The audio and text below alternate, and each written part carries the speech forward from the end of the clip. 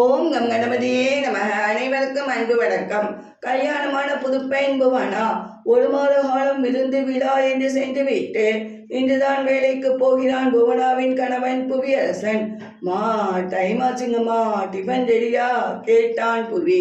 இதோ கொண்டு வரேன் புவி, நீ டேபிள்ல உட்காருப்பா என்றாள் அம்மா அமுதா. நீங்க எதுக்குமா டிஃபன் செய்றீங்க? அதான் நன்றி வந்திருக்காங்கல்ல, அவங்க டிஃபன் செய்யட்டுமே என்றாள் புவியின் தங்கை அபிநயா.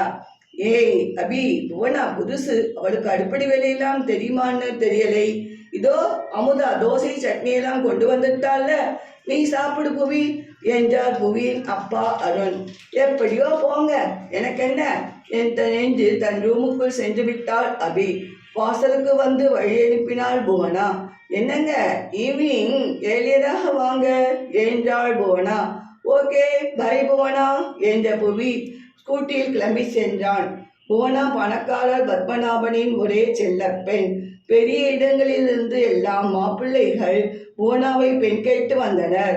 ஆனால் நடுத்தர குடும்பத்தை சேர்ந்தவர்தான் புவி. என்றாலும் புவியிடம் எந்த கெட்ட பழக்கமும் கிடையாது. குணத்தில் கோபுரம் என்று சுற்று வட்டாரத்தில் எல்லோரும் சொன்னார்கள். ஜாதகம் அருமையாக பொருந்தி இருக்கு. அதனாலேயே புவியரசனுக்கும் புவனாவுக்கும் கல்யாணம் செய்ய புவனாவின் அம்மா புனிதா சம்மதித்தாள். சீர்வரிசையில் ஒரு குறையும் இல்லாமல் தடபுடலாக செய்தனர் புவனாவின் அப்பா பத்மநாபன். புவனா வாமா சாப்பிடலாம் என்ற அத்தையின் குரல் கேட்டது. இதோ வரைங்க அத்தை என்று உள்ளே வந்தாள் புவனா. அபி சாப்பிடவாமா?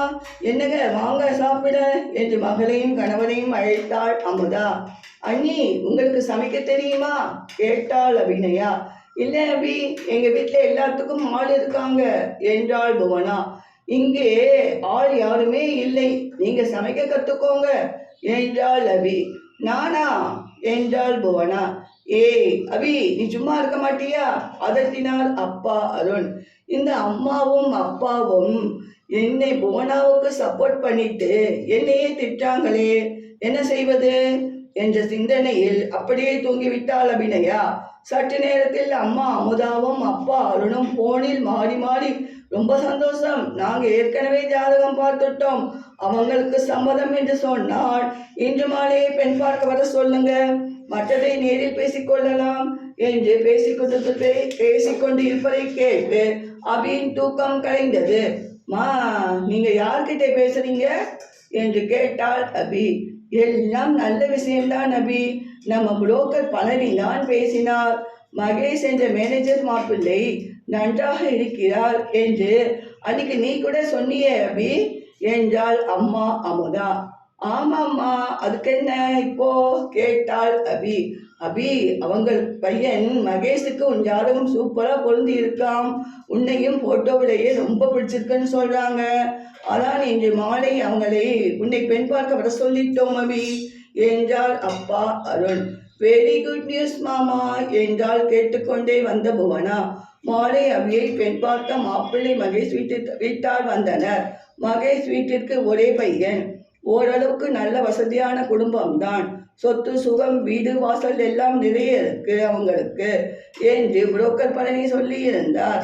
பேச வேண்டியதெல்லாம் பேசிக்கோங்கோ என்றார் புரோக்கர் பழனி. எங்களுக்கும் எங்க மகேஷுக்கும் பெண்ணை ரொம்ப பிடிச்சிருக்கு, அதே மாதிரி அவங்களுக்கும் அபிக்கும் எங்களையும் எங்க மகேஷையும் பிடிச்சிருக்குன்னு சொன்னா ஆக வேண்டியதை பேசலாம் என்றார் மாப்பிள்ளையின் அம்மா அனுவும் அப்பா அரவிந்தும். அபி தன் சம்மதம் தெரிவித்தாள். அப்புறம் என்ன, அடுத்த முகூர்த்தத்தில் கல்யாணம் செய்துள்ளாம்ல கேட்டனர் மாப்பிள்ளையின் பெற்றோர் அனுவும் அரவிந்தும். அது இல்லைங்க சார் என்று இழுத்தார் அருண்.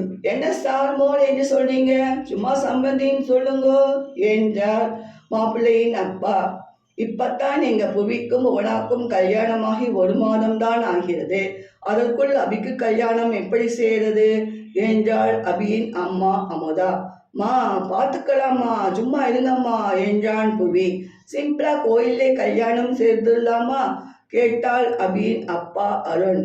என்ன மாமா நீங்க, என் ஒரே நாத்தனார் அபி, கல்யாணம் ஜாம் ஜாம் என்று மண்டபத்தில் தான் நடக்கணும், நீங்க ஒன்றும் கவலையே படாதீங்க அத்தை மாமா எல்லாம் நானும் என் கணவனும் எல்லா ஏற்பாட்டையும் பார்த்துக்கிறோம் என்றனர் புவியும் புவனாவும்.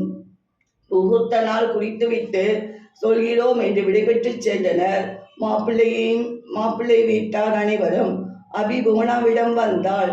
அண்ணி, நீங்க இவ்வளோ நல்லவங்களா? நான் உங்கள் மனம் நோகும்படி நடந்து கொண்டேன்.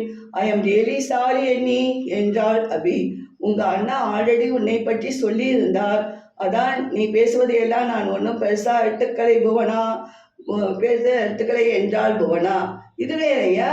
எங்கே அண்ணா என்று அழைத்து கொண்டே உள்ளே சென்றாள் அபி. இது போன்ற வீடியோக்களுக்கான சப்ஸ்கிரைப் செய்து கொண்டே தொடர்ந்து கண்டு களியுங்கள். நன்றி.